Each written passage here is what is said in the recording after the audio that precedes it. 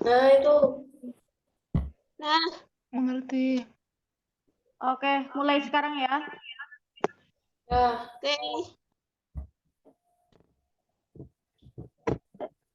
Ini aku yang record apa bukan? Iya, kamu yang record.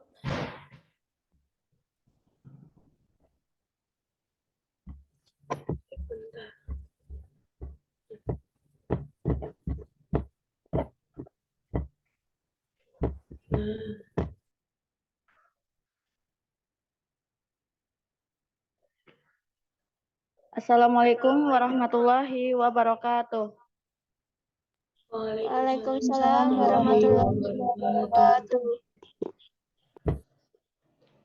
Baiklah, kami dari kelompok 3 akan mempresentasikan materi pasar input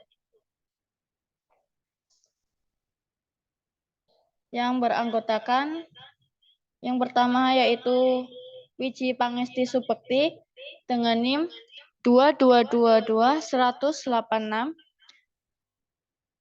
Selanjutnya ada Hana Nisratulaini dengan NIM 2221187. Yang ketiga ada Anilia Wahyu Utami 2221188. Dan selanjutnya Opi Caesar Chelsea dengan NIM 2221189. Yang terakhir ada Rahma Alia dengan NIM 2221190.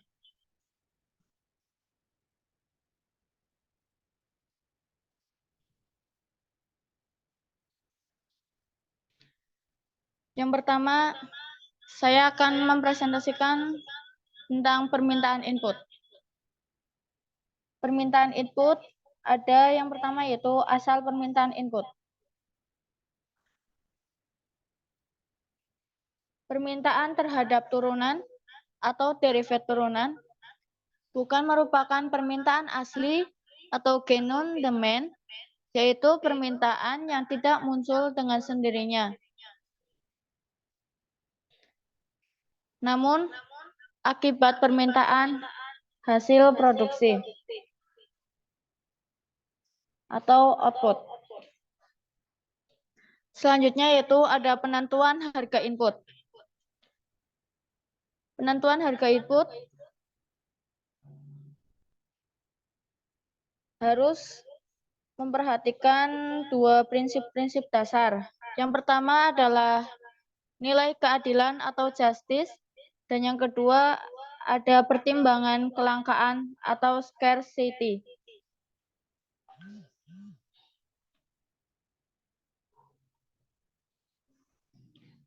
Kelangkaan di sini mengacu pada kondisi relatif antara permintaan suatu barang atau jasa terhadap penawarannya. Jika penawaran suatu komoditas relatif lebih sedikit dibandingkan dengan penawarannya, maka harga akan cenderung lebih tinggi, demikian juga sebaliknya.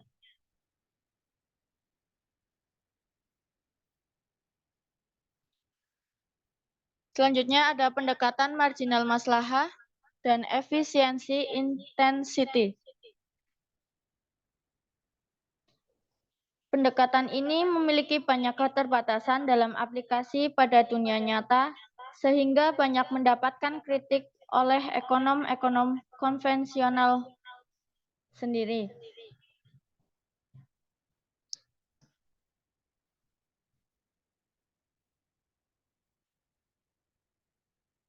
Dalam perspektif ekonomi Islam, penetapan harga input bertolak dari tujuan perusahaan yang ingin memaksimumkan maslahah, bukan memaksimumkan tingkat keuntungan. Oleh karena itu, kompensasi terhadap input atau harga input seharusnya memperhatikan kontribusi input terhadap tambahan maslahah dan efisiensi yang dihasilkan produsen dengan menggunakan input tersebut. Ada juga fungsi Lagrangian. Rumusnya yaitu L sama dengan M kali X atau Y ditambah lambda dalam kurung I min I kali X atau Y.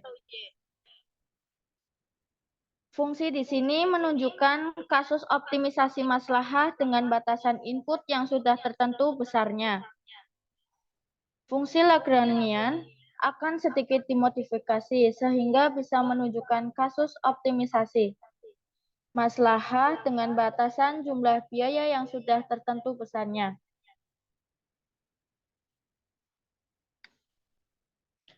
Maslahah marginal bisa diuraikan menjadi keuntungan atau produk marginal, ditambah berkah marginal. Dengan rumus PIX sama dengan MPIX plus MBIX dikali PX per theta I per theta X. PI di sini menunjukkan harga dari input sementara yang telah didefinisikan sebelumnya. MP menunjukkan produk marginal atau marginal produk, dan MB menunjukkan berkah marginal.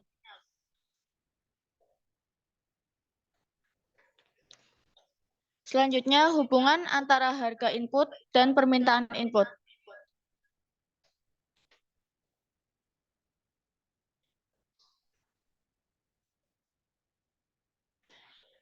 Dengan rumus I aksen kali X kuadratkan per PX dalam kurung I aksen kali X theta M aksen kali X per theta X min M aksen kali X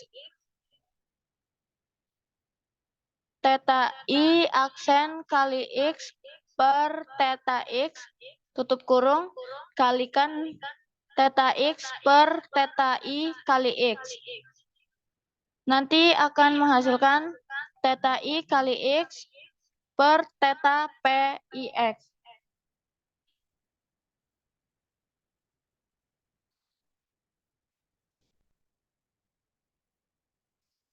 Selanjutnya yaitu ada penawaran input.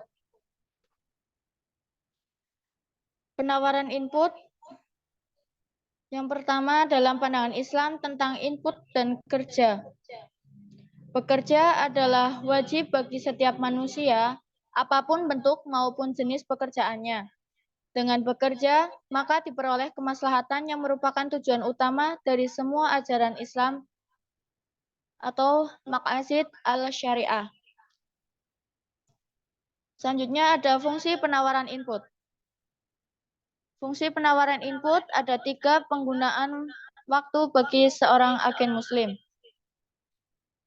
Yang pertama, ada alokasi waktu untuk kerja guna memperoleh upah atau biasa disebut dengan work for pay. Alokasi di sini dilakukan melalui pekerjaan-pekerjaan yang tersedia di pasar, baik dengan sistem insentif upah ataupun bentuk insentif lainnya seperti bagi hasil. Yang kedua ada alokasi untuk dirinya sendiri atau disebut dengan work for self. Alokasi ini meliputi segala kegiatan yang mendatangkan maslahah, namun tidak mendapatkan upah. Misal, berbentuk wira swasta, kegiatan sosial kemasyarakatan, dan berbagai voluntary activities, dan sebagainya. Selanjutnya ada alokasi waktu minimal untuk mencukupi kemaslahatan minimum, serta melaksanakan ibadah wajib. Alokasi di sini yaitu kebutuhan dasar manusia, baik kebutuhan fisik, seperti waktu untuk istirahat, psikis, atau spiritual, seperti ibadah sholat, untuk istirahat, bersantai-santai, perawatan rumah, pengurusan anak dan keluarga, dan juga sebagainya. Sebagai seorang pelaku ekonomi yang islami, akan berorientasi mencari maslahah maksimum. Karenanya mereka tidak hanya mempertimbangkan manfaat dari kerja yang dilakukan, tetapi akan juga kandungan berkah yang ada di dalam kerja yang bersangkutan. Jadi, jika kandungan berkahnya tinggi, maka mereka akan melakukannya dengan sebaik-baiknya. Kalau tidak, maka mereka tidak akan melakukannya. Selanjutnya akan dipresentasikan oleh Rahma Alia. Ya, tujuan agen Muslim adalah untuk memaksimumkan maslahah yang diperoleh dari kerja yang dilakukan, yaitu M. Maslahah sama dengan F fungsi dalam kurung WS, WP, BWP, BWS kurung tutup. Yaitu di mana WP, WS, BWP, dan BWS secara berturut-turut adalah bekerja untuk memperoleh upah, bekerja untuk diri sendiri, berkah yang ada di dalam bekerja untuk memperoleh upah, dan berkah yang ada dalam bekerja untuk diri sendiri. Selanjutnya, jika dikonversikan dalam bentuk opportunity cost atau biaya peluang, C sama dengan YWP plus WWS, yaitu jika W adalah upah yang diterima atau memilih bekerja untuk memperoleh upah, dan Y adalah hasil yang diterima jika dia memilih bekerja untuk diri sendiri, maka W dan Y sekaligus merupakan opportunity untuk bekerja sendiri dan bekerja untuk memperoleh upah. Upah W adalah merupakan opportunity cost yang muncul jika seseorang agen memilih untuk bekerja untuk diri sendiri. Sementara Y adalah opportunity cost yang muncul jika seorang agen memilih untuk bekerja untuk memperoleh upah. Berkah rata-rata, yaitu BP sama dengan BWP per BP dan BS sama dengan BWS per WS. Itu Muslim menentukan jumlah berkah rata-rata yang harus ada dari kegiatan yang dilakukan. Hal ini berperan sebagai alat seleksi bagi kegiatan yang dilakukan. Selanjutnya,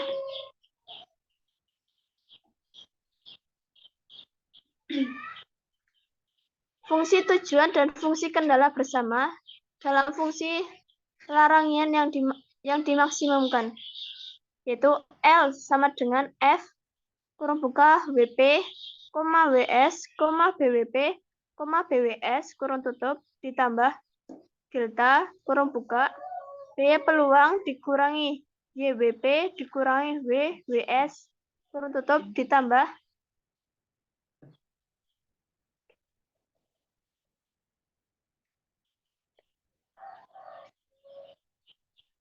theta 1 kurung buka BP dikurangi BWP per WP kurung tutup ditambah theta 2 kurung buka BP dikurangi BWS per WS kurung tutup.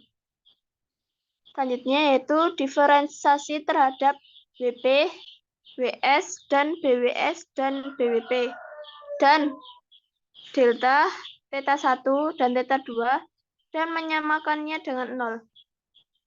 Yaitu kurung buka FWP ditambah FBWP BP kurung tutup per Y sama dengan kurung buka FWS plus FBWS BS kurung tutup per W, yaitu FBWP BP di ruas kiri dan FBS BS di ruas kanan. Terma-terma ini menunjukkan kehadiran kandungan berkah yang ditimbangkan oleh setiap agen tenaga kerja Muslim. Secara lebih spesifik, FBWP BP adalah marginal berkah dari melakukan pekerjaan yang ditujukan untuk memperoleh upah, dan FBS BS adalah marginal berkah dari melakukan pekerjaan yang ditujukan untuk diri sendiri. Selanjutnya, bagaimana perilaku tenaga kerja terhadap kenaikan upah ketika jumlah waktu bebas yang dipunyai semakin tipis? Yaitu interpretasi dari persamaan itu adalah jika jumlah WP semakin meningkat, maka jumlah tambahan pada WP semakin menurun, sesuai dengan hukum penurunan marginal maslahah. Hal ini pun sebenarnya juga bisa dirasakan dari intuisi, yaitu bahwa ketika seorang tenaga kerja mengalami kenaikan upah secara terus-menerus, maka ketika jumlah jam kerja atau WP masih rendah, maka mereka akan menaikkan WP. Dalam tahap ini, dampak dari berlakunya hukum penurunan marginal masih belum begitu terasa. Selanjutnya akan disampaikan oleh Mbak Anindya.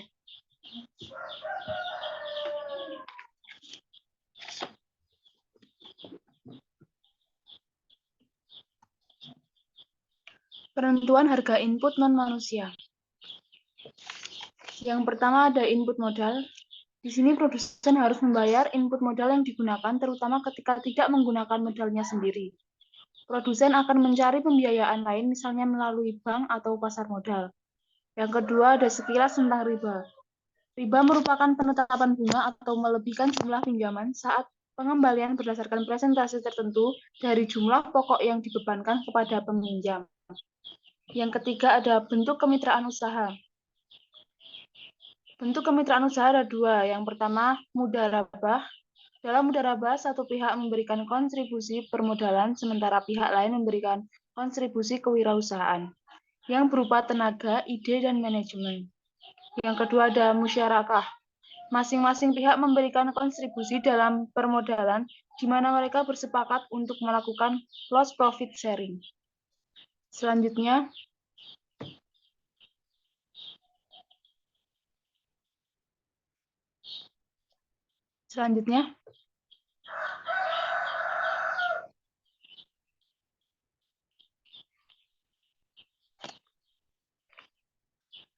bentuk kemitraan usaha. Di sini ada kurva penentuan bagi hasil dalam musyarakah. Di situ terdapat garis horizontal bagian bawah yang merupakan modal bagian A, sedangkan garis horizontal bagian atas merupakan modal bagian B. Garis vertikal di sebelah kanan dan kiri merupakan bagi hasil, yang kiri dari pihak A dan yang kanan dari pihak B. Selanjutnya, di tengah ada garis vertikal yang menghubungkan modal A dan modal B untuk menunjukkan seberapa besar kontribusi atau modal yang diberikan oleh kedua belah pihak. Kemudian garis tengahnya menunjukkan pada 25% dan 75%, artinya pihak A memberikan 25% dan pihak B memberikan 75%. Garis miring di kurva juga menunjukkan bagi hasil dan modal kedua belah pihak. Dari 0A ke N menunjukkan bagi hasil yang diterima oleh kedua belah pihak. Sekian saya kembalikan ke Mbak Hana.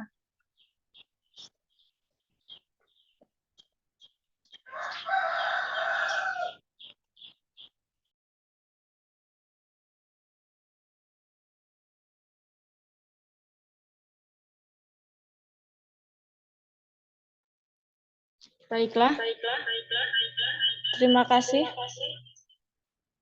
atas penjelasannya.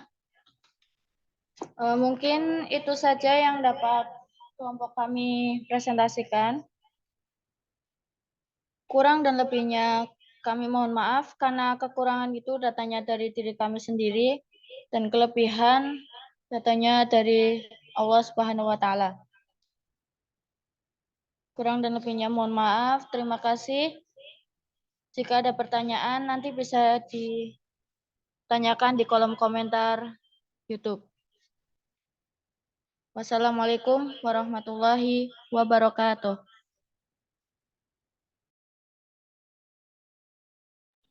Waalaikumsalam warahmatullahi wabarakatuh.